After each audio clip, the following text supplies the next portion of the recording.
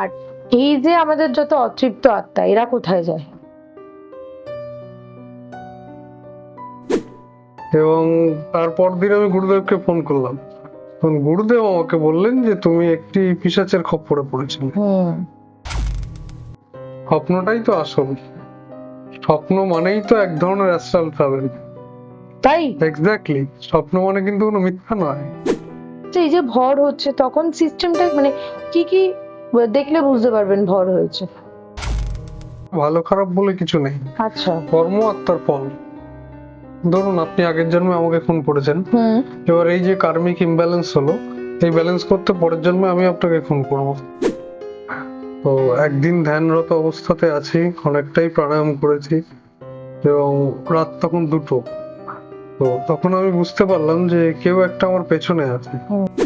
Actually Gyanganj হচ্ছে একটা উপাধি, আচ্ছা। যেখানে জ্ঞানযোগের সাধনা করা হয়।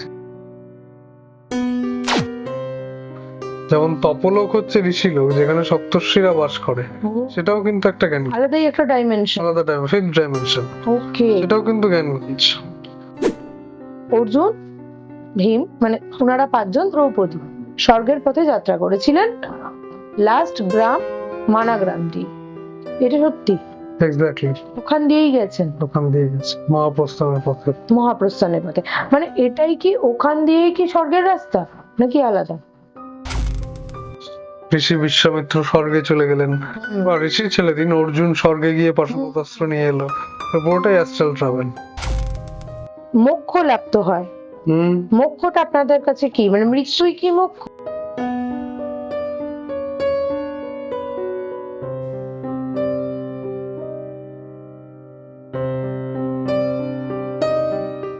নমস্কার, আমি দেবাঞ্জনা। অলৌকিকের একটি নতুন এপিসোডে আপনাদের প্রত্যেককে স্বাগত। আজকে আমাদের মধ্যে পেয়ে গেছি ধৈবত চক্রবর্তী স্যারকে, এবং আজকে আমাদের মধ্যে যে আলোচনাটা হবে প্যারানর্মাল তো থাকবে, তার সাথে উনার সাধন ক্রিয়া যোগ এবং মেইন যে আমাদের আজকে সাবজেক্ট সেটা হচ্ছে ইএলআর। তো ইএলআর এর ফুল ফর্ম এবং সেটা কিভাবে কি প্রসেসে হয়, আপনারা নিশ্চয়ই পাস্ট লাইফ রিগ্রেশন জিনিসটা জানেন, তার সাথে ইএলআর কিভাবে কানেক্টেড সেটা নিয়ে আজকে আমাদের এই পুরো এপিসোডে আলোচনা হবে। তো একদম দেরি করব না, সোজা পর্বে যাব। নমস্কার স্যার, কেমন আছেন বলুন? ভালো আছি, আপনি? একদম ভালো আছি। তো আমি যেমন ইন্ট্রোতে আপনাদেরকে বললাম যে একটা একদম নতুন একটা সাবজেক্ট, উনার ইনভেন্ট করা একটা সাবজেক্ট, যেটা পিএলআর থেরাপি থেকেও খুব মানে অন্যরকম একটা থেরাপি। আপনি জানবেন যে আপনি কোন দেবতা থেকে এসেছেন। তো আরো বিস্তারিতভাবে আলোচনা হবে, তার আগে কিছু প্যারানর্মাল ঘটনা শুনবো উনার কাছ থেকে, তারপরে আমি এই ঘটনায় যাব। স্যার শুনি একটু। আমি তখন 18-19 বছর বয়স, সবে গুরু দীক্ষা হয়েছে। আচ্ছা। তো তখন আমি রোজই রাত্রিবেলা ধ্যানে বসতাম। তো একদিন ধ্যানরত অবস্থাতে আছি, অনেকটাই প্রাণায়াম করেছি এবং রাত তখন 2টো। তো তখন আমি বুঝতে পারলাম যে কেউ একটা আমার পেছনে আছে। তো আমি প্রথমে অত পাত্তা দিইনি। তো আমি দেখলাম যে গুরুদেব যখন বলেছেন যে কেউ থাকলেও তুমি ধ্যান থেকে ওঠো না, আমি উঠিনি, কিন্তু যখন আমি তার স্পর্শ অনুভব করলাম তখন আমার সারা গা শিহরিত হয়ে উঠলো। তো আমি প্রথমে ভয়ই পেয়ে গেলাম, কারণ আমি তো ডাকছি মাকে। এবার তখন অন্য কেউ যখন আসছে, স্বাভাবিক একটা আতঙ্ক তো লাগবেই। তো আমি দেখার চেষ্টা করলাম, আমি দেখতেও পেলাম যে একটা সাদা মতো ছায়া তার হাফ বডিতে আছে এবং বাকিটা নেই, কিন্তু সে আমার কাছ থেকে সাহায্য চাইছে মুক্তির জন্য। তো আমি তাকে একটা কথাই বললাম যে দেখুন, আমার তো যা অবস্থা, আমি নিজেই দীক্ষিত সবে, আমি আপনাকে মুক্তি দেবো কি করে? তো উনি তারপরে মিলিয়ে গেলেন। আবার 1 ঘন্টা পর আবার দেখি চারদিক, আমার ঘর যেখানে আমি সাধনা করি সেটা একটু বর্ণনাটা দিই ছোট করে, একটা পুজোর জায়গা আছে আর আমার পড়াশোনার বইপত্র আছে। দেখি পড়াশোনার বইপত্রগুলো হঠাৎ করে উনি ফেলে দিলেন। তো তারপর দেখলাম, তো আমি তখন একটু সাহস নিয়ে আলোটা জ্বালালাম, কারণ আমি পড়েছিলাম যে আলো জ্বালালে এই জিনিস হয় না। আলো জ্বালিয়ে দেখি আরেক বিপদ, আমার পেছনেই রাখা যে কম্পিউটার টেবিল, সেখানে খস খস খস করে প্লাস্টিকটা নড়ছে। বাবা। এবার আমি বলতেও পারছি না কাউকে। হুম। এবার যখন আমি বাইরের ঘরটাতে গেলাম, হুম। গিয়ে দেখি যেটা হয় অ্যাকচুয়ালি আধ্যাত্মিক সাধনা করলেই, হুম। যে আমার গায়ে কাঁটা দিতে শুরু করলো। হুম। এবং তখন ওটা সেন্স করছেন আপনি হ্যাঁ, তখন। তখন দেখছি যে না, ওই রান্নাঘরের পাশ দিয়ে সোজা যখন গেলাম, হুম। ওখানে রয়েছে উপস্থিত। হুম। এবং সবচেয়ে বড় কথা, আরো যখন আবার এসে আমি ধ্যানে বসলাম যে এটাকে তো কাটাতে হবে, কিছু করার নেই, হুম। তো আমি একটা বিশেষ ক্রিয়া করলাম, সেটা পরে আসবো সেই ক্রিয়াটা নিয়ে। হুম। তো সেই ক্রিয়াটা করার পরে দেখলাম আস্তে আস্তে 3টে থেকে ব্যাপারটা মোটামুটি ঠিক হলো। মানে আপনার যখন ওই ব্রহ্ম মুহূর্ত, ব্রহ্ম মুহূর্ত তখন থেকে কেটে কেটে গেল, গেল। কেটে গেল ব্যাপারটা। এবং তারপর দিন আমি গুরুদেবকে ফোন করলাম। তখন গুরুদেব আমাকে বললেন যে তুমি একটি পিশাচের খপ্পরে পড়েছিলে। হুম। আমি বললাম যে এ কি আমার কোনো ক্ষতি করবে? তো বলল, না না, পারবে না, কারণ তোমাকে প্রোটেকশন দেয়া আছে। হুম। তো এইটা গেল একদিনের ঘটনা। হুম। তো আরেকদিন হয়েছে পরের দিনই, পরের দিন পরে 2-3 দিন পর আর কি, হুম। আমি বসলাম আবার সেই মাঝরাতে সাধনায়। মানে তখন ভয় করছে, আলো নেভাবো কি নেভাবো না। হুম। হ্যাঁ, আপনার আগের দিন ওরকম ঘটনা ঘটলে হ্যাঁ, ডেফিনেটলি। হুম। আবার রাতে ঘুমোতে হবে কিছুকাল, আবার সাধনা করতে হবে, তো আলো নিভিয়েই এক প্রকার সাহস করে বসলাম। তো বসার পর দেখি আবার আমার পাশে ল্যাপটপ ছিল, আমি তখন রাতে একটু পড়তাম, সেই ল্যাপটপের স্ক্রিনটা আর বন্ধ হয় না। এবার আমি প্রথমে ভাবলাম টেকনিক্যাল ফল্ট হবে, কিন্তু না, দেখি কিপ্যাডটা আপনি আপ চলছে। তো তখন আমি একবার ধমকেশ্বরেই বললাম হুম। যে এখানে যারা আছো একটু চলে যাও, হুম। আমার অসুবিধা হচ্ছে। তখন থেকে আবার উপরের এক তাক থেকে আবার কিছু জিনিস ফেলে দিল। তো তখন আবার আমি চেষ্টা করলাম যে গুরুদেবকে ফোন করি একবার। তো আমি গুরুদেবকে ফোন করলাম, তখন গুরুদেব বললেন যে দেখছি। তখন গুরুদেব অ্যাকচুয়ালি রাতেই সাধনায় বসে। হুম। তো উনি বললেন যে ঠিক আছে, এই পর্যায়টা চলে যাক, আমি দেখে নিচ্ছি। তো সেই সারা রাত আমার ঘুম হয়নি। হ্যাঁ, এত ডিস্টার্ব। এত ডিস্টার্ব, ভোর 4টে অব্দি আমি ঠায় জেগে আছি, আমি কোন দিকে যাবো বুঝতে পারছি না। মানে আপনি যখনই ওই মানে সাধনা, মানে যখনই আপনি ওই ট্রান্সে যাচ্ছেন, তখনই তখন হ্যাঁ, অন্য ট্রান্সের অন্য ডাইমেনশন ডাইমেনশন থেকে আপনাকে ও আমাকে ক্যাচ করে ক্যাচ নিচ্ছে। করছে। বুঝতে পেরেছি। তো এই দুটো ঘটনা আমার জীবনে প্রচন্ড ভাবে ঘটেছিল। এবং এই জিনিস চলেছিল প্রায় 2025-এর সেপ্টেম্বর পর্যন্ত, 2024 থেকে ও মানে 1.5 বছর। হ্যাঁ, প্রায় 1.5 বছর। মানে তখন অলরেডি আমার এনলাইটমেন্ট হয়ে গেছে, তারপরের অবস্থা।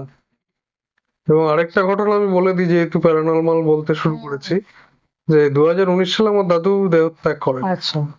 তো যখন আমার এনলাইটমেন্টটা হলো 2021 সালে, হুম। তো দাদু তখনো পর্যন্ত মানে পিতৃলোক থেকে জন্ম নেননি। আচ্ছা। তো যেহেতু এটা ভৌতিক কিনে যায় না, এটা আধ্যাত্মিক ঘটনার মধ্যেই পড়বে, তো ওনার জন্মানোর একটা ব্যবস্থা করতে হতো। তো উনি বললেন যে যেহেতু তোমার এনলাইটমেন্ট হয়েছে, আমাকে একটা উপায় করো। তখন আমাদের গুরুদেব যেটা করলেন, যে আমার দিব্য শরীরটাকে উনি বাইরে বার করে দিলেন। হুম। দেখলাম যে উনি হাঁটু গেড়ে বসে আছেন, তো নারায়ণের সেই বিশ্বরূপ। তখন উনি আমারই এক রিলেটিভের গর্ভে ওনার আত্মাকে প্রতিস্থাপন করবেন। আচ্ছা। তো এই 3টেই আমার জীবনে আর কি ভয়ঙ্কর অভিজ্ঞতা ছিল। মানে আচ্ছা, এই যে আপনি বললেন যে enlightened, what is the meaning of the enlightened? Enlightened মানে হচ্ছে আত্মদর্শন। হুম। মানে এখানেই কনসেপ্টটা চলে আসে ELR এর, হুম। যে আমার যে ইটারনাল লাইফ, সেটা কোন ডেইটি বা দেবীর থেকে এসেছে, সেটা জানার নামই এনলাইটমেন্ট। তো মানুষ পড়ছে এনলাইটেন্ড হয়েছে, বাট মানে ওই এনলাইটেন্ড এর কনসেপ্টটা কি সেটা কিন্তু মানুষজন জানেন না, যে ব্যাপারটা কি। এবং সেখান থেকেই কিন্তু এই এএলআর এর কনসেপ্ট এবং পিএলআর এরও কনসেপ্ট। মানে পিএলআর মানে আপনি আপনার পাস্ট লাইফ দেখতে পাবেন, মানে আগের কিছু জন্ম, সেটা আপনি যতগুলো জন্ম ক্যারি করছেন, কর্মাস ক্যারি করছেন, সেই কর্মাগুলো আপনি দেখতে দেখতে যাবেন। আর ইএলআর হচ্ছে আপনি কোন ডেইটির অংশ, মানে আপনি কারোর না কারোর তো অংশ, এখানে আমরা এসেছি। আমরা সেই প্রত্যেকটা মানুষই কোনো না কোনো দেবী দেবতা। হ্যাঁ, সেইখান থেকে আমরা বিলং করি। তো গোত্রও কিন্তু আমরা মুনিদের থেকেই পেয়েছি। কাশ্যপ গোত্র, ভরদ্বাজ গোত্র, এগুলো নিশ্চয়ই আপনারা জানেন যে প্রত্যেকটা মুনি ঋষির থেকেই কিন্তু গোত্রগুলো কিন্তু আমরা ক্যারি ফরওয়ার্ড করেছি পরে। তো এই প্রসেসটার নামই সম্ভবত ইএলআর। এখানে একটা ছোট্ট জিনিস আমি বলে রাখি, গোত্রটাও কিন্তু দেখতে হবে 3 ডাইমেনশনালি। আচ্ছা। কারণ দেখুন, যেমন ভরদ্বাজ গোত্র, আমি নিজে ভরদ্বাজ গোত্র। হুম হুম হুম ভরদ্বাজ মুনিও তো রক্ত মাংসের শরীর ছিল। একদম একদম। তার অ্যানসেস্টার হিসেবে যেহেতু তখনকার ঋষি মুনিরা বিবাহ করতেন, হুম তাদের ঋষি পত্নীরা ছিলেন, হুম তো তাদের সন্তান সন্ততিদের বংশ পরম্পরা এই আমাদের বংশে চলে এসেছে। হুম কিন্তু এই ইটার্নালের মজাটা হচ্ছে হুম যে আমাদের মহাভারতে দেখছি যে অর্জুন, হুম পঞ্চ পাণ্ডব, হুম কর্ণ, হুম সবাই কিন্তু 5টা দেবতার থেকে বিলং করছে। হুম হুম আবার স্বয়ং শ্রীকৃষ্ণ কিন্তু নারায়ণ থেকে বিলং করছে। হুম তো আমি এই কনসেপ্টটার রেসপেক্টই তুলে ধরতে চাই হুম যে প্রত্যেকটা মানুষই এরকম ডেইটি থেকে এসছে, মানে 7 ডাইমেনশন থেকে বিলং করছে। হুম হুম আমি পরে আসবো পুরো ডিটেলসটা নিয়ে। তো এটাকেই এলআর বলা হচ্ছে, হুম। ইটারনাল লাইফ রিগ্রেশন, আচ্ছা মানে নিজের দিব্য সত্তার পশ্চাৎ অপসরণ। আচ্ছা, এবার আপনি এই এলআর এর প্রসেসটা বলুন। আচ্ছা, এলআর প্রসেস বলার আগে আমার কিছু জিনিস বলতে হবে। হ্যাঁ নিশ্চয়ই, আপনি এখান একদম থেকে শুরু। আমার যাত্রাটা একদম শুরু একদম। হয়েছে 2006 সাল, আজ হুম থেকে 20 বছর আগে। হুম তখন আমার 7 বছর বয়স। আচ্ছা তো তখন আমার জীবনে কিছু কিছু ঘটনা ঘটতো, যেগুলোকে প্যারানর্মাল বললেও কম বলা হবে, ঐশ্বরিক বললেই বেশি ভালো বলা হবে। ধরুন আমি ঘুমিয়ে আছি হুম বা এমনি জাগ্রত অবস্থাতেই আছি, তো আমার কিছু ভিজুয়ালাইজেশন হতো। ভিজুয়ালাইজেশন বলাটাও ভুল, মানে ধরুন একটা ভিডিও গেম আপনি খেলছেন, হুম এবার রাওয়ান সিনেমা তো দেখেছেন হুম নিশ্চয়ই, ভিডিও গেমের মধ্যে আপনি ঢুকে গেলেন, হুম তাহলে যে জিনিসটা হয় আমার ক্ষেত্রে সেই জিনিসটা হয়েছিল। হুম মহাভারতের একটা ঘটনা, মানে ধরুন ভীষ্মকে নারায়ণ বধ, মানে শ্রীকৃষ্ণ রথের চাকা তুলে মারতে যাবে, কারণ ভীষ্ম এতটাই 10 দিন ধরে যুদ্ধ করেছে যে তাকে পরাজিত করা যাচ্ছে না। আচ্ছা তখন শ্রীকৃষ্ণ বললেন যে এবার যুদ্ধের নিয়ম ভেঙে আমাকে ভীষ্মকে মারতে হবে। হুম তো আমি ওই ঘটনাটার মধ্যে ঢুকলাম হুম। হঠাৎ করে। মানে আপনি কি এরকম স্টোরি শুনতেন? না না, তখনও তো মহাভারত জানি না, 7 আপনি বছর বয়স, জানেন না, আমি কিছুই জানি না, আপনি কিছুই জানবেন না। কিছুই জানি না তো। মানে অনেক সময় হয় কি, ছোটবেলা থেকে বাচ্চাদেরকে রামায়ণ মহাভারত হ্যাঁ শেখানো হয় এক্স্যাক্টলি না, বা পড়ানো হয় বা আমার গল্প তখন এখনো সবে বলছে। ক্লাস 1-এ ভর্তি, আচ্ছা, স্কুলের কাঠগড়াতেও যাইনি, মানে আপনি এসব ব্যাপারে কিছু জানেন কিছুই জানি না তখন। টিভি সিরিয়ালও দেখেন না, দেখেন? এটাই বলতে যাচ্ছি, টিভির ব্যাপারটা বলছি জিনিসটা কি হতো। এবার ওখানে দেখছি আমি রথের চাকা তুলে বিশ্বকে মারছি, আমার ওরকম পোশাক। হুম এবার আমার খটকা লাগতো যে হঠাৎ এটা কি দেখছি, আমার তো এরকম পোশাক, আয়নায় দেখছি এরকম মুখ, হুম আবার ট্রান্সে দেখছি ওই রকম। ও এবার পরের দিন টিভিতে তখন বিআর চোর আর মহাভারত খুব হতো, হ্যাঁ হ্যাঁ হ্যাঁ একদম লকডাউনে আবার চালু হয়েছিল। একদম একদম বিআর চোপড়ার মহাভারত, ঠিক। রামায়ণও হতো, হ্যাঁ রামানন্দ সাগরের। হ্যাঁ তো হ্যাঁ, এটাও দেখেছিলাম যে মিথিলাতে ধনুভঙ্গ করছি আমি। হুম তো সেই ঘটনাগুলো যখন টিভিতে দেখলাম, হুম। তখন এই ঘটনাগুলো আপনি কখন দেখছেন? যেদিন ট্রান্সে যাচ্ছি তারপর দিন। ট্রান্সে মানে কিরকম ভাবে দেখছেন? ট্রান্সে মানে ঘুমের মধ্যে, মানে না না দেখুন, জেগে আছি, ধরুন এইভাবে তাকিয়ে আছি, হুম এবার আমাকে নিয়ে গিয়ে আমাকে একটা গেমের মধ্যে ঢুকিয়ে দিল, হুম। তখন দেখতে পাচ্ছি ওই দৃশ্যগুলো মানে আপনি একটা ভিজুয়াল ভিজুয়াল হঠাৎ করে। আচ্ছা, মানে এটা উইথাউট টিভি আপনার সাথে উইদাউট হচ্ছে? টিভি, হ্যাঁ, আর আচ্ছা, ঘুমিয়ে থাকলে তো আরো বেশি হতো, বেশি দেখতে পাচ্ছি। স্বপ্নের মধ্যে, ওকে, বুঝতে পেরেছি। বিশেষ করে স্বপ্নের মধ্যে বেশি দেখতে পেতো। এবার অনেকে বলতেই পারে স্বপ্নের মধ্যে হ্যালুসিনেশন হয়। হ্যাঁ, হ্যালুসিনেশন তখন হবে যখন যখন আপনি ওই বিষয়টা সম্পর্কে জানেন। হ্যাঁ এক্স্যাক্টলি। এটা অনেকেই ভুল করেন যে হ্যালুসিনেশন ভাবে যে হ্যালুসিনেশনে সব দেখা যায়, মোটেই না। না, যখন আপনি ওই বিষয়ে অবগতই নন তখন আপনি হ্যালুসিনেট করছেন কি করে? এক্স্যাক্টলি। তো তখন আমাকে, মানে আমি যখন টিভিতে দেখলাম পরের দিন, তখন আমি রিলেট করতে পারছিলামও না যে কি হচ্ছে ব্যাপারটা, যেটা আমি দেখছি যেটা টিভিতে চলছে। হুম তো এইভাবে প্রায় 5-6 দিন চলার পরে আমি আমার প্রথম হঠযোগের যিনি গুরুদেব, হুম। তাকে জিজ্ঞাসা করিনি, বাট তার কাছে যখন ট্রেনিং করছি তখন আরো বাড়ছে জিনিসগুলো। ওইটুকু বয়সে ওইটুকু বয়স আচ্ছা, আপনি ওইটুকু বয়সে আমাকে যোগ ব্যায়ামে ভর্তি করা হয়েছিল। তো আচ্ছা এবার যোগ ব্যায়ামের ওই পার্ট গুলো যেহেতু হঠযোগের পার্ট, হুম। তো সেগুলো করতে করতে ওই রিলেশন গুলো আরো বাড়তে থাকতো।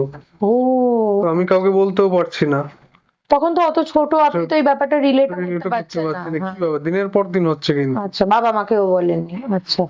তো এবার প্রায় 13 বছর পর যখন আমি গুরুদেবের সাথে যোগাযোগ করি, মানে তখন ওইগুলো আপনার সঙ্গে হতে হতেই গেছে, হতে মানে হতেই গেছি প্রায় ক্লাস 12 ও, পর্যন্ত।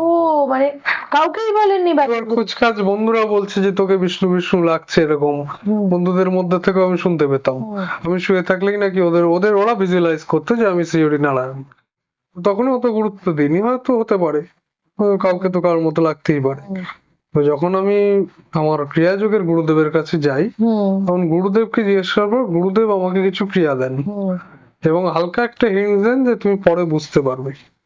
তো এই প্রায় তখন 2018 সাল, হুম তখন ওই ক্রিয়াগুলো প্র্যাকটিস করতে করতে আমার মধ্যে রিয়েলাইজেশন হয় 2021 সালে 3rd জানুয়ারি। হুম আমি দেখতে পেলাম ওই পুরো দৃশ্যগুলো এবং প্রত্যেকটা অবতার, হুম বড় অবতার থেকে আরম্ভ করে হুম বুদ্ধ অবতার পর্যন্ত। তো তখন আমার বিশ্বাস অতটা হয়নি। তো গুরুদেবকে আমি জিজ্ঞাসা করলাম যে এরকম হলো, কি ব্যাপার? হুম। গুরুদেব আমায় বললেন যে তুমি ঠিকই দেখছিলে, তো তুমি বিষ্ণুর অংশ। আচ্ছা তখন আমি বুঝতে পারলাম যে এইবার আমার এনলাইটমেন্টটা কমপ্লিট হয়েছে। আচ্ছা, বুঝলাম। মানে হ্যাঁ, এটা ঠিক। মানে আমরা কিছু তো কারণেই পৃথিবীতে আসি, এবং মানে অ্যাকচুয়ালি আমাদের লাইফের প্রশ্ন কি, যে মৃত্যুই কি মোক্ষ? এটা নাম্বার ওয়ান একটা সবচেয়ে বড় প্রশ্ন হচ্ছে আমি কে। ওইটাই আমি আসছিলাম প্রশ্নটা, মানে আমি কে এবং আমি কি করতে এই পৃথিবীতে এসেছি। এটা দুটো কারণ। তো মানে আমার কর্ম কি, আমি কেন এসেছি, আমি কে, হুম। এই লাইফে দুটো, এই আমি কে যেদিন আপনি জেনে যাবেন সেদিনকে আপনার কাজ শেষ। তো এই জিনিসটা আপনি যখন জানলেন, তারপরে আপনার লাইফে চেঞ্জেস কি এলো? তারপরে লাইফে যে চেঞ্জেস গুলো এলো, যেমন অনেকগুলো বিভূতি, হুম এগুলো লোকে বললে হাসবে, যেমন আকাশ থেকে বৃষ্টিকে থামিয়ে দেওয়া, হুম। তারপরে আচ্ছা। কালকে অনেক স্পিডে বের করে নিয়ে যাওয়া, হুম। তারপরে যে কোনো জিনিস হতে চলেছে, যেমন আপনার সাথে কথা হচ্ছিল বললেন টেলিপ্যাথির কিছু ঘটনা, হ্যাঁ হ্যাঁ হ্যাঁ। সেগুলো প্রচুর পরিমাণে হতে শুরু করলো। আচ্ছা। এবং সবচেয়ে বড় কথা যে যখন এনলাইটমেন্ট হয়েছিল, সেই টাইমে যে ঘটনাটা ঘটেছিল যে আমার সোলকে দেবর্ষী নারদ বাইরে বার করে নিয়ে গেছে, হুম এবং উনি নিয়ে যাওয়ার পর যে একটা দেবী মূর্তি, উনি প্রকাশিত হয়ে বললেন যে একটা দিব্য আয়নার মধ্যে দিয়ে দেখো তুমি কে। তখন আমি দেখলাম যে আমি ষড়ভুজ মহাবিষ্ণু। এবং তিনি একটা কথা বলেছিলাম যে আমি কি তাহলে সন্ন্যাসে যাব? তো উনি বললেন যে না, হুম কারণ আমি আসবো, এটা তোমার প্রাইমারি কজ। দ্বিতীয় কজ হচ্ছে তুমি যে যোগটাকে প্রতিষ্ঠা করবে, হুম সেটাকে সারা পৃথিবীতে ছড়িয়ে। 2025 সালে যখন দেখলাম সাধনার তো অনেকটা হলো, হুম এবার কিছু একটা এমন করতে হবে যাতে মহামায়ার ওই কথাটা ফলিত হয়। হুম তখন 2025 সালের প্রায় জানুয়ারি ফেব্রুয়ারি নাগাদ হুম হঠাৎ করেই আবার ট্রান্সে গেলাম। হুম। তখন নিজে যেতে পারতাম ট্রান্সে। আচ্ছা। তো সেখান থেকে আবার বাই অর্ডার এলো যে হঠযোগ, ক্রিয়াযোগ, জ্ঞানযোগ, রাজযোগ, হুম এই 4টে যোগ তো কোথাও করানো হয় না, সব জায়গাতে আলাদা আলাদা। ধরুন আপনি আপনার মেয়েকে ব্যায়াম করতে দিলেন, হুম তারা হঠযোগ শিখিয়ে ছেড়ে দেবে। হুম কোথাও দীক্ষা নিতে গেলেন, তারা ক্রিয়াযোগ দেবে অথবা রাজযোগ দেবে অথবা জ্ঞানযোগের কিছু তত্ত্ব শিখিয়ে আপনাকে ছেড়ে দেবে। হুম। আলাদা আলাদা। যে ক্রিয়াযোগ করাবে সে কিন্তু রাজযোগ করাবে না, আচ্ছা। যে রাজযোগ করাবে সে কিন্তু জ্ঞানযোগে নিয়ে যাবে না। হুম তো এটা আমাকে মহামায়া বললেন যে তাহলে এমন একটা কিছু সিস্টেম তৈরি করা হোক হুম যাতে সবকটাই থাকবে। হুম। তখন ফেব্রুয়ারি মাস নাগাদ এই প্রসেসটা আমি ডেভেলপ করলাম, যেখানে 4টে যোগকে পুঙ্খানুপুঙ্খানু দেয়া আছে অল্প করে করে।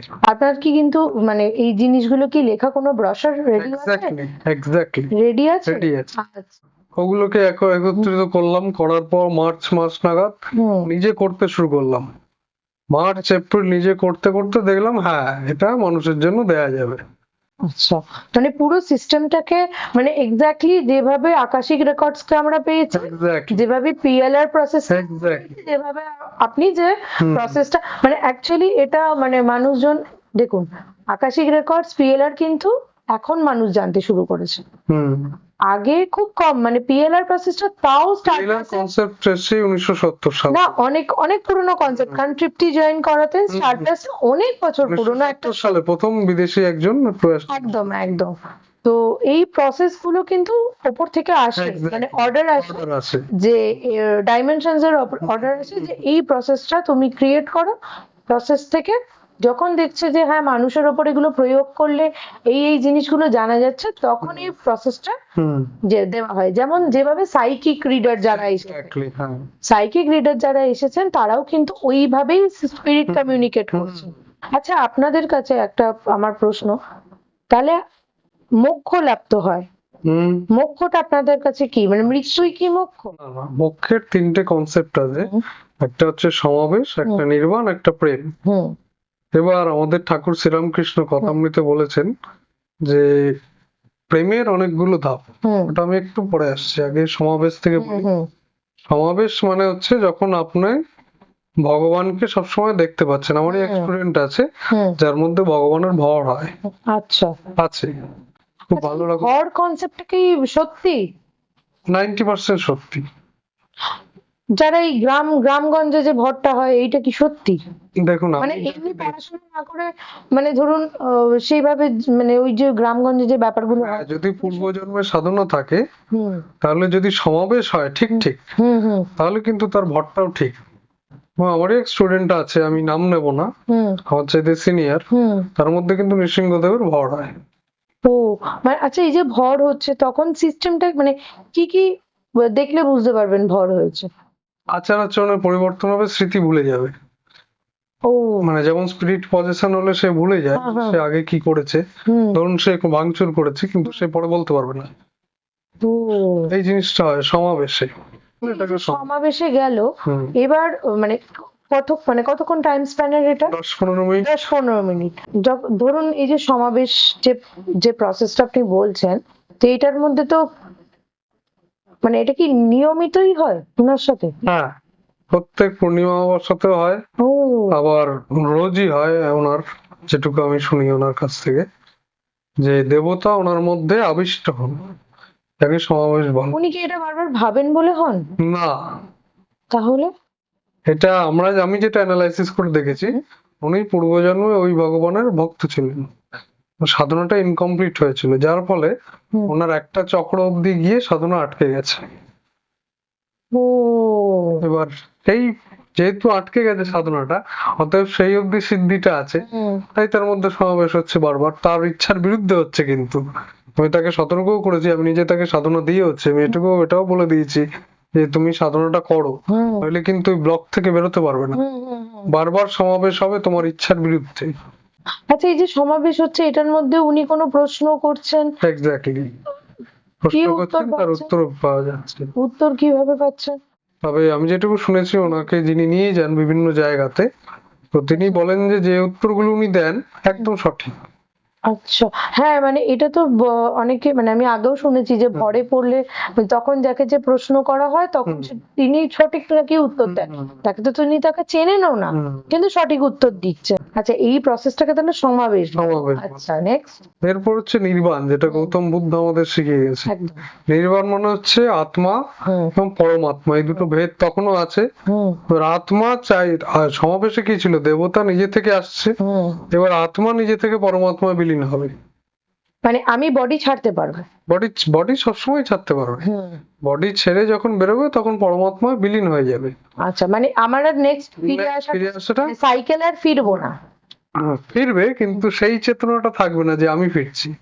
হুম এবার প্রেমে, যেটা প্রেমের 5টা ধাপ, শান্ত, দাস্য, বাৎসল্য, সখ্য, মধুর। হুম প্রেমে পৌঁছে গেলে যেটা হয়, হুম তুমি আনন্দময় কোষে পৌঁছে যাও। আমরা পঞ্চকোষের কনসেপ্টটা একটু আমি আনছি। হুম হুম হুম অন্নময় কোষ, প্রাণময় কোষ, মনোময় কোষ, জ্ঞান বিজ্ঞানময় কোষ, আনন্দময় কোষ। হুম এবার প্রেম যখন হবে, হুম তখন যেটা আনন্দময় কোষের দুটো অবস্থা, একটা দেব অবস্থা, একটা দেবী অবস্থা। হুম তুমি দুটোকেই জানতে পারবে, দেব এবং দেবী দুটোই, দুটোই তুমি নিজে। মানে আপনি নারায়ণ, আপনি লক্ষ্মী। হুম হুম হুম এবার যখন ডেথ হচ্ছে বা আপনি যখন আউটার বডি বেরোচ্ছেন, হুম তখন কিন্তু আপনার সোল বেরোবে না, হুম তখন আনন্দময় কোষটা বেরোবে, মানে লক্ষ্মী নারায়ণ একসাথে বেরোবে। হুম এবং তারা ওই শান্ত, দাস্য, সখ্য, বাৎসল্য, মধুর, এই যে প্রেমের অবস্থা যেটা রাধা কৃষ্ণের মধ্যে দেখা গেছে, এই অবস্থায় বাইরে বেরোবে। হুম অর্থাৎ যখন বাইরে শরীর থেকে বেরোবে, হুম তখন একটা জিনিসই দেখা যাবে, যেটা আমাদের শ্রীরামচন্দ্রের ক্ষেত্রেও দেখা গেছে, যখন উনি সরযূতে দেহত্যাগ করলেন, হুম ওনার সূক্ষ্ম শরীর কিন্তু বেরোয়নি, হুম বেরোলো কি লক্ষ্মী নারায়ণের যুগল মূর্তি, যেটা বলে দিল যে সুগ্রীব কোথায় যাবে, কোথায় জামবন্ত যাবে, কোথায় হনুমান যাবে, হুম কোথায় ঋষি বশিষ্ঠ যাবে। এইটা হচ্ছে পরম মোক্ষ বা শেষ। এটা তাদেরই হওয়া সম্ভব যারা অবতার। হুম অবতার মানে এই নয় যে বিরাট ক্রিয়েটের ব্যাপার, যারা অবতার মানে যারা 10টা জন্ম নিয়েছে, যেমন গৌতম বুদ্ধের ক্ষেত্রে আমরা জানতে পারি, গৌতম বুদ্ধও কিন্তু অবতার। হুম কিন্তু প্রথমে কি অবতার না, না না, প্রথমে ধরুন কীটজনিতে জন্মেছিল, জাতকের কাহিনীতে আমরা পড়েছি, একদম একদম তারপর উদ্ভিদ জনি, তারপর অসংখ্য মনুষ্য জন্ম, একদম কোনো জন্মে রাজা, কোনো জন্মে খুনি, কোনো জন্মে ডাকাত, একদম। এগুলো হওয়ার পরে আপলিমেন্ট করতে করতে অবতার জন্ম, ওই যে মাসগুলো কাটতে কাটতে কাটতে কাটতে কাটতে অবতার জন্ম। অবতার জন্ম, যেই জন্মটাতে ও বুঝতে পারলো যে উনি যে কি। উনি কি, হুম, এইবারে আমি আসছি যে ইএলআর থেকে দেখুন কি করে উনি পিএলআর এ ঢুকে গেলেন।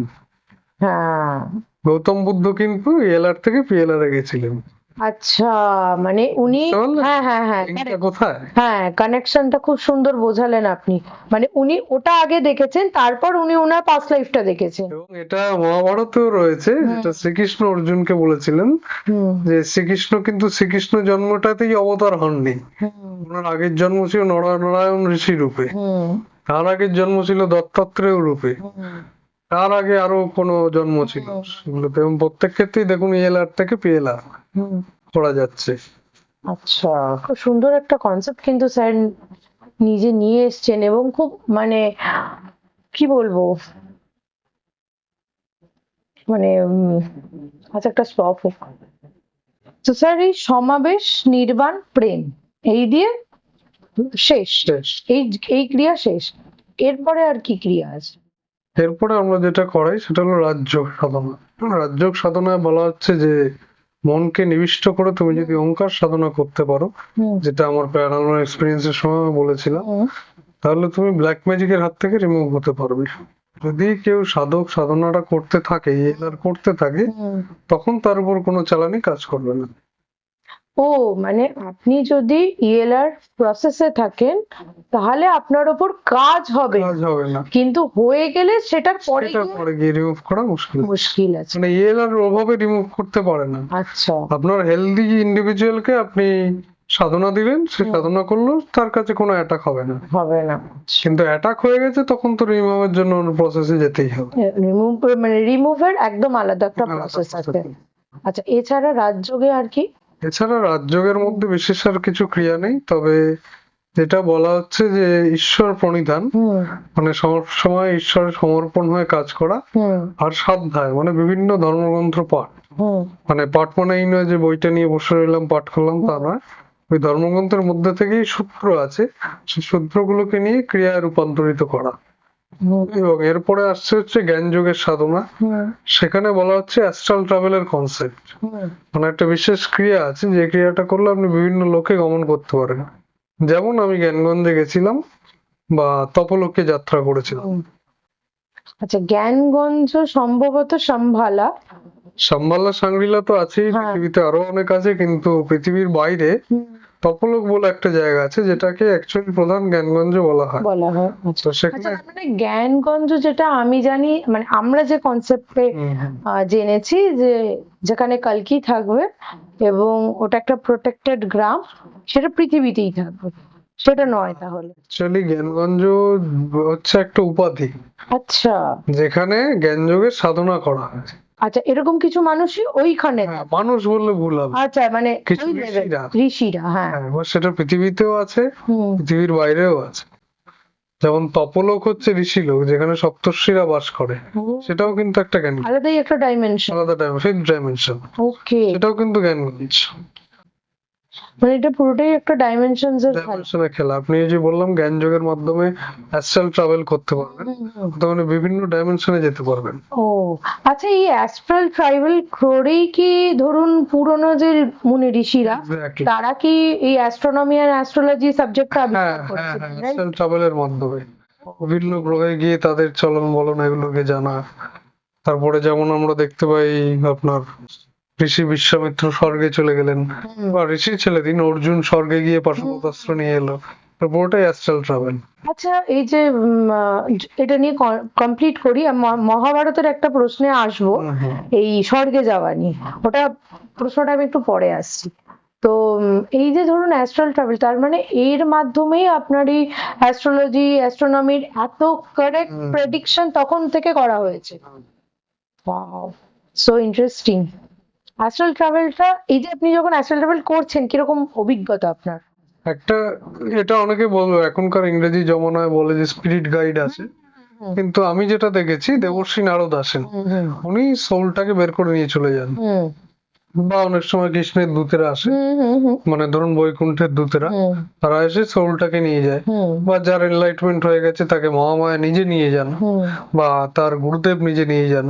নিয়ে গিয়ে যে লোকে যাওয়ার দরকার সেই লোকে নিয়ে যায়। বা ধরুন আকাশে নিয়ে গেল, সেখান থেকে আপনি দেখলেন যে পৃথিবীতে পরের দিন কি হবে।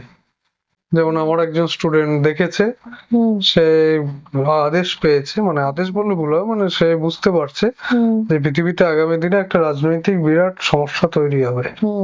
এই যে আমাদের পৃথিবীতে এত খারাপ কাজ হচ্ছে, মানে ধরুন আমি যদি, আপনি ড্রাগের লাইনে আছেন, আমি ওটা ধরেই বলি, ওষুধে বিষ মেশাচ্ছে, আমাদেরকে খাওয়াচ্ছে, খাবার দাবারে বিষ মেশাচ্ছে, আমাদেরকে খাওয়াচ্ছে, জলেতে দিচ্ছে, ভ্যাকসিনে দিচ্ছে, পুরোপুরি, মানে যাতে একটা ছোট থেকে সব রকমের সাইড এফেক্ট নিয়ে একটা বাচ্চা বড় হয়।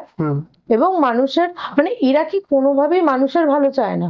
যারা অ্যাকচুয়ালি ভালো খারাপ বলে কিছু হয় না, মানে এই যে যারা রুল করছে পৃথিবীটা। না না, এখানে কনসেপ্টটা হচ্ছে ভালো খারাপ বলে কিছু নেই। আচ্ছা। কর্ম আত্মার ফল। ধরুন আপনি আগের জন্মে আমাকে খুন করেছেন, এবার এই যে কার্মিক ইমব্যালেন্স হলো, এই ব্যালেন্স করতে পরের জন্মে আমি আপনাকে খুন করবো। কিন্তু যখন মহাপুরুষরা জন্ম নেবে বা অবতাররা জন্ম নেয়, তারা করে কি, এই কার্মিক ব্যালেন্সটাকে কাটানোর জন্য তারা সাধনার ওয়েটা নিয়ে আসে, যার ফলে খুনোখুনি মারামারি হলো না, সাধনার মাধ্যমে ব্যালেন্সটা তৈরি হলো। এই যে মহাভারতের লাস্ট যেটা এন্ডিং আমরা শুনেছি, ওখানেই আমরা শেষ সম্ভবত, যে অর্জুন, ভীম, মানে ওনারা পাঁচজন দ্রৌপদী স্বর্গের পথে যাত্রা করেছিলেন, লাস্ট গ্রাম মানাগ্রামটি, এটা সত্যি? এক্স্যাক্টলি, ওখান দিয়েই গেছেন, ওখান দিয়ে গেছে মহাপ্রস্থানের পথে। মহাপ্রস্থানের পথে, মানে এটাই কি ওখান দিয়েই কি স্বর্গের রাস্তা নাকি আলাদা? তো ব্যাপার হচ্ছে স্বর্গটা কি আগে বুঝতে হবে। হ্যাঁ বলুন একটু। স্বর্গ মানে হচ্ছে আমাদের 6 ডাইমেনশন।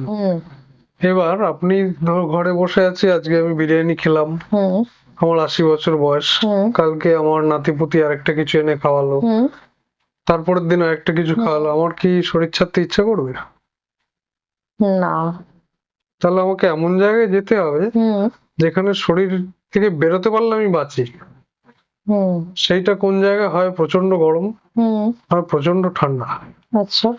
ওই জন্যই সেই রাস্তা দিয়ে যখনই মহাপ্রস্থান আগেকার দিনে যাওয়া হতো, ওই অসম্ভব, কি বলবো, ঠান্ডার মধ্যে, ঠান্ডা বলে না, মানে নেচারের এমন একটা জায়গায় নিয়ে যেতে হবে যেখানে শরীর থেকে বেরোতে পারলে আপনি বাঁচেন। এটা অনেকে এখনকার দিনে বলতে পারে যে জোর করে মেরে ফেলা, মানে বিষ দিয়ে মেরে ফেলার মতো ব্যাপার, মানে আমি শরীর ছাড়বো, আমরা প্রস্তুত। এখনকার দিনে আপনি নিশ্চয়ই আপনার বাবাকে বলবেন না আপনার 80 হয়ে গেছে, চলে যান মহাপ্রস্থানের পথে, ঘর থেকে বার করে দিচ্ছি। সেটা বললে কিন্তু পাবলিক বলবে যে এ বাবা আমাকে ভালোবাসে না। কিন্তু নিয়ম তো বানপ্রস্থ তাই, সেটা তো একটা আগে ছিল কালচার। এটাই ভুল কনসেপ্ট, আগে ছিল না, এখনো আছে। কিন্তু এখন আমরা ওই যে ভোগটা এত বেশি হয়ে গেছে, 80 বছরেও ভাবছি যে কাল আমি বিরিয়ানিটা খাবো, তাহলে শরীর থেকে বেরোনোর ইচ্ছাই থাকবে না। এই জন্য আমরা সাধনার মধ্যে এমন প্রসেস আমার গুরু শিখিয়েছেন যে যদি সাধনাটা 30 বছর থেকে অন্তত করে, তো অটোমেটিক ঘুমোতে ঘুমোতেই বেরিয়ে চলে যাবে। আচ্ছা, এবার একটু জ্ঞানগঞ্জে ফিরি, কি দেখলেন? আমি যখন জ্ঞানগঞ্জে গেছিলাম 2022 সাল, তো যাওয়াটা একটা অদ্ভুত ভাবে হয়েছিল। মানে প্রথমে সমস্ত মনীষীরা আমাকে চারদিকে ঘিরে ফেললেন ঘরের মধ্যে। এবার পুরো সোলটাকে আমার বার করলেন, আমার গুরুদেবও ছিলেন, মনীষীদের মধ্যে ছিলেন বাবাজি মহারাজ, শ্যামাচরণ লাহিড়ী, শ্রীরামকৃষ্ণ, স্বামীজি, ওঙ্কারনাথ ঠাকুর, লোকনাথ ব্রহ্মচারী, রাম ঠাকুর, সবাই এসেছিলেন, ঘিরে ফেললেন এবং আমার সোলটাকে বাইরে বার করে নিয়ে গেলেন, একটা দিব্য লোকে নিয়ে গেলেন যেখানে সপ্তর্ষি মন্ডলে সবাই ধ্যান করছেন আর বিষ্ণু নাম করছেন। তো সেখানে আমাকে শ্রীরামকৃষ্ণদেব একটা দীক্ষা দিলেন, মানে এক্স্যাক্টলি যেটা আমরা সিরিয়ালে দেখি ওইরকম ব্যাপারটা। মানে আমার কাছে এখনো এরকম ঘটনা ঘটে যে ধরুন কোনো পুরাণ তো আমি পড়িনি, পড়ার আমার হাতে পাইনি আর কি, কিন্তু ধরুন পুরাণের কোনো ঘটনা আমি আগের দিন দেখেছি, সেটা কিন্তু পরের দিন আমার কাছে প্রমাণ সহ চলে আসে। আচ্ছা, এখনো সেটা হয়। ওখানকার এক্সপিরিয়েন্স কিরকম লাগলো? জায়গাটা হচ্ছে সম্পূর্ণ সাধনার জায়গা। ওখানে আপনি সাধনার প্রয়োজনে যাবেন, আপনাকে কিছু বিশেষ বিদ্যা দেওয়া হবে, দিয়ে আবার পাঠিয়ে দেওয়া হবে। আচ্ছা, তার মানে টেকনোলজি আমাদের বাইরে থেকে আসছে। এক্স্যাক্টলি। মানে এই যত আমাদের পৃথিবীতে টেকনোলজি আসছে ভায়া, মানে আপনি যেহেতু সাধন যোগে আছেন, মুনি ঋষি বা এই আমাদের আমাদের হিন্দু ধর্মের যারা যে গডস আছেন তাদের থেকেই ওখান থেকেই আমি শিখেছি কালকে কি করে দ্রুত নিয়ে যেতে হয়। ওকে ধরুন আপনি এমন একটা সিচুয়েশনে ফেসে গেলেন, আপনার সময়টাকে অনেকটা এগিয়ে নিয়ে যেতে টাইম হবে। ল্যাপস কে কন্ট্রোল করেন। না, ঠিক তা নয়। ধরুন আপনি এক জায়গায় ফেসে গেছেন, হুম এবার সেখান থেকে আপনি নিজের ইচ্ছা মতো বেরোতে পারছেন না। যদি ইচ্ছা করে বার করতে পারেন তাহলে তো খুবই ভালো, কিন্তু ইচ্ছা অনুযায়ী বেরোতে পারছেন না। হুম তখন আপনি যদি চান, হুম আপনি সেই ক্ষমতা যদি থাকে, তাহলে আপনি কালকে বলবেন হুম যে কাল এবার তুই দ্রুত গতিতে এগোতে থাক। হুম তখন সময় আপনি নিজেই দেখতে পাবেন যে সময় কত দ্রুত গতিতে এগোবে। আবার ঠিক এর অপোজিটটাও করতে পারি আমি, যে কালকে অনেক ধীরে চালানো। হুম ওকে 2022 থেকেই আমি এটা পারি। হুম। আচ্ছা, তার মানে কি আপনি বলছেন মানে আপনি আপনার মতো করে অনুযায়ী টাইমটাকে এটা সবাই, অ্যাডজাস্ট হ্যাঁ, করছেন। মানে আমার ধরুন দরকার 2025 কে যেমন এটা কি আমাদের সাবকনসিয়াস মাইন্ড কোনোভাবে ট্রিগার? সবকিছুই তো আমাদের সুপার কনসিয়াস মাইন্ডই করে। হুম মনোময় কোষ আমি যে বলেছিলাম, সেই মনোময় কোষকে আপনি ঘোরাতে পারলেই পুরোটা ঘুরে যাবে। চাবিকাঠি চাবিকাঠি ওইখানে। ওখানেই লুকিয়ে আছে। ওকে। আচ্ছা, এই যে আপনারা যে সাধন ক্রিয়া, আপনাদের যে এই এত বড় ব্যাপ্তি, হুম। এই ব্যাপ্তির মধ্যে মানে আমরা সাবকনসিয়াস মাইন্ডের কত পার্সেন্টেজ জানতে পারি? এই 5 থেকে 6%। পুরোটা জেনে ফেললে আপনার শরীর থাকবে না। মানে এই যোগের মাধ্যমেও তো আপনি মানে আমরা সাধারণ মানুষ আমরা 1% জানি, যোগের আপনারা মাধ্যমে 5 থেকে 6। 5 থেকে 6%। এর বেশি যারা জানে তাদের নির্বিকল্প সমাধি হয়, সে অবধি তো পৌঁছায়নি হুম এখনো। হুম হুম তো যেটা আমার হয়েছিল সেটা সবিকল্প সমাধি ঠিকই। তখন হয়তো মন 90% সাবকনসিয়াস জেনে গেছিল, হুম হুম হুম কিন্তু সেটা সবসময় থাকা তো পসিবল না, তাহলে জগতের কোনো কাজ হবে না। কাজ হবে না। আচ্ছা, এইটার সাথে স্বপ্ন কতটা কানেক্টেড? স্বপ্নটাই তো আসল। স্বপ্ন মানেই তো এক ধরনের অ্যাস্ট্রাল ট্রাভেল। তাই এক্স্যাক্টলি, স্বপ্ন মানে কিন্তু কোনো মিথ্যা নয়। একটা স্বপ্নে একটা দেখছেন আপনি খুব পুরনো মন্দির, কিন্তু ওই মন্দির আপনার আপনি জানেন এই পৃথিবীতে আপনি এখন দেখতে পাচ্ছেন না জীবদ্দশা, হুম। কিন্তু দেখছেন চারিদিকে সুনামি হচ্ছে, জল বেরোচ্ছে বা সমুদ্রের মাঝখানে মন্দির। এটার মিনিং কি? মানে এটার কি আলাদা কোনো মিনিং, না যেটা আগে ঘটেছে সেটা পরে দেখা হবে? যেটা আগে ঘটেছে সেটা পরে দেখাচ্ছে। যেমন আমি বলি আমার পিএলআর অভিজ্ঞতা, হুম যে আমি এক জন্মে হিমালয়ের এক ঋষি ছিলাম, আমার গুরুদেবই বলেছেন। হুম তারপরের জন্মে দেখলাম আমি একজন ডাক্তার ছিলাম। আচ্ছা তারপরের জন্মে আমি একজন নালন্দার গবেষক ছিলাম। ওকে তারপরের জন্মে আমি দেখলাম আমি ধন্বন্তরী ছিলাম। ও আচ্ছা, তারপরের লাইফ তারপর লাইফ এখন এইটা। এইটা। ও, তো জ্ঞানগঞ্জনী আরেকটু কিছু শুনি ইন্টারেস্টিং। জ্ঞানগঞ্জনী ওখানে যেটা হয়, সূর্য বিজ্ঞানের সাধনা করা হয়। সেটাতে আপনার যে মণিপুর চক্র, হুম আমাদের সবারই মণিপুর হুম চক্র হুম ডিস্টার্ব। হুম তো আপনি যদি জ্ঞানগঞ্জে যান, হুম তাহলে আপনার মণিপুর চক্রের উপর সাধনা করাবে ওরা ওরা এবং সেটাকে সবল করবে, যার ফলে আপনি জাগতিক সুখ পেতে পারেন। হুম এবার এখানে একটা প্রশ্ন আসতেই পারে সবার, জাগতিক সুখ মানে কি আমি ল্যাম্বরগিনি কিনে ফেলতে পারবো? হুম তা না, আপনার যেটুকু দরকার, এখানে আমি ল অফ অ্যাট্রাকশন নিয়ে আসছি, হুম যে আপনার যেটুকু দরকার হুম সেটা যদি মহামায়া পারমিশন দেন, সেটা আপনি পেয়ে যাবেন। মানে এখানেও ল অফ অ্যাট্রাকশন কাজ করে? এক্স্যাক্টলি, ও ওটাই জ্ঞানগঞ্জে শেখায়। ও আচ্ছা, মানে আপনার যে ইএলআর থেরাপি সেখান থেকেই সেখান থেকে সব শাখা বেরোচ্ছে, শাখা কারণ এই পুরোটাই বেদে বর্ণিত আছে। আচ্ছা, হ্যাঁ, এগুলো যখন আমরা বেদ পড়ি পুরাণ পড়ি এগুলো অলমোস্ট আছে। ইভেন আমি গীতাও পড়ছিলাম, গীতাতেও। এবং আমার সাধারণত পুরোটাই এটাও বলা দরকার হুম যে গীতারই কোডিং সিস্টেম আপনাকে, হুম আমি যখন পাঠাবো তখন দেখবেন ওখানে গীতার শ্লোক আছে। আমি একটু আগে গীতাই পড়ছিলাম, খুব কোইন্সিডেন্টালি আপনার কথাগুলো গীতার সাথে মিলে গেল। আমি ওই জন্যই গীতা নামটা ইউজ গীতা করলাম। থেকেই কোডটাকে ডিকোড করা হয়েছে আমার মাধ্যমে, হুম করে সাধনাগুলোকে বানানো হয়েছে। ওকে যেমন একটা শ্লোক আমি বলি, ক্লেব্বম মাসমা গম পার্থ নাইতে তুপবদ্ধতে ক্ষুদ্রাং হৃদয়ে দুর্বলং ত্যক্তসৃষ্ট পরন্তপ। হুম এই শ্লোকটার একটা সাধনা হচ্ছে কুম্ভক সাধনা, আচ্ছা কিরাত কুম্ভক বলে, যেটা করলে জ্ঞানগঞ্জের পোর্টাল খুলে যায়। ওকে এটা আমি এখন স্টুডেন্টদের করাচ্ছি অলরেডি। ওকে। আচ্ছা, এই যে পোর্টাল ওপেন, তাহলে আমাদের পৃথিবীতে ঠিক কতগুলো পোর্টাল আছে অসংখ্য, আপনার মন যতটা, যেমন আপনি জানবেন হয়তো। মানে জায়গা হিসেবে না না, পোর্টাল ওরকম বলছি না, না না না না, মানসিক, মানে যেগুলো আমরা অ্যাস্ট্রাল ট্রাভেল বলছি ওইটাই? ওটাও হতে পারে, জায়গা হিসেবেও হতে পারে। মানে জায়গা হিসেবেও তো স্টারগেট প্রচুর রয়েছে আমাদের দুটোই হতে পৃথিবীতে। পারে, কারণ হচ্ছে ঋষি বাল্মীকি এই নতুন স্বর্গ তৈরি করে দিয়েছিলেন। ওকে। এটা নিশ্চয়ই আপনি শুনেছেন। না, এটা শুনি। ঋষি বাল্মীকি যখন ব্রহ্মর্ষি হয়েছিল, হুম। তো তার সঙ্গে ঋষি বশিষ্ঠের একটা ঝগড়া হয়েছিল আচ্ছা। যে কে বেশি শ্রেষ্ঠ। তখন ঋষি বাল্মীকি একটা স্বর্গ তৈরি করে দিয়েছিলেন, মানে অন্য একটা পোর্টাল খুলে স্বর্গ, সেখানে একটা ইন্দ্র উনি ঠিক করে দিয়েছিলেন, ও। এবং সেটা এখনো আছে। ওকে। আবার এদিকে শ্রীরামচন্দ্র আরেকটা লোক তৈরি করেছিলেন যেখানে অযোধ্যার সবাই থাকতে পারবে, হুম। এটাকে বলা হয় সন্তানক লোক। হুম। সেখানে অযোধ্যাবাসীরা যারা শ্রীরামচন্দ্রকে খুব ভালোবাসতেন, হুম। তারা তো শ্রীরামচন্দ্রের দেহত্যাগটা মেনে নিতে পারেনি। হুম। তো শ্রীরামচন্দ্র বলেছিলেন কোনো, অ্যাকচুয়ালি শ্রীরামচন্দ্র বলেছিলেন বললে ভুল হবে, বিষ্ণু তখন বলেছিল যে ঠিক আছে, ব্রহ্মাদেবের যদি সহমত থাকে তাহলে একটা লোক তৈরি হোক। হুম। এই যে লোক তৈরি হোক বলছে, এটা হচ্ছে পোর্টাল খুলে দেওয়া, হুম। বলে একটা ডাইমেনশন তৈরি করে দাও যেটার নাম দিয়ে দাও অমুক, সেখানে এরা থাকবে। আচ্ছা, মানে এই সোল গুলো গিয়ে ওইখানে ওইখানে জায়গা করে ওখানটা ওখানে থাকবে, থাকবে। ওই ডাইমেনশন ওই ডাইমেনশনে গিয়ে দেবী দেবতা হয়ে থাকবে। থাকবে। আচ্ছা। ওকে। আর এই যে আমাদের যত অতৃপ্ত আত্মা, এরা কোথায় যায়? অতৃপ্ত আত্মারা 12 বছর পৃথিবীতে থাকে, আচ্ছা। তারপরে আস্তে আস্তে পিতৃলোকে গমন করে। আচ্ছা, মানে তারপর আর থাকবে না? না। মানে অতৃপ্ত, ধরুন যে কেউ সুইসাইড করছে, হুম। তার সোল? 12 বছর এখানে থাকতে হবে, কারণ সে ব্রহ্মাণ্ড থেকে বেরোতে পারবে না। হুম। তারপরে তাকে তারপর তো আরেক, হ্যাঁ, অনেকটাই কষ্টকর। মানে সে ইচ্ছা করে তার দেহ তো ছেড়ে দিল হুম। মরে গিয়ে, কিন্তু অ্যাকচুয়ালি ব্যাপারটা হচ্ছে দেহ ছাড়ার যে ইচ্ছা, এই যে সুইসাইড করে যারা, হুম। তাদের ব্যাপারটা কি, তারা তো নিজেকে জানে না, হুম। তারা দেহের কথা শুনে কাজ করে। এবার দেহের কথা শুনে যখনই আপনি কিছু করতে যাবেন, তখনই দেখবেন আপনার বিবেকে বাঁধবে, হুম। তখনই আপনার একটা করে চক্র ব্লক হয়ে যাবে। তো আপনি মুক্তি পাবেন কি করে? আচ্ছা, আমাদের মানে আমাদের ভেতরে কি বলে, কে বলে, এটা আমরা জানবো কি করে? সাধনা করতে হবে।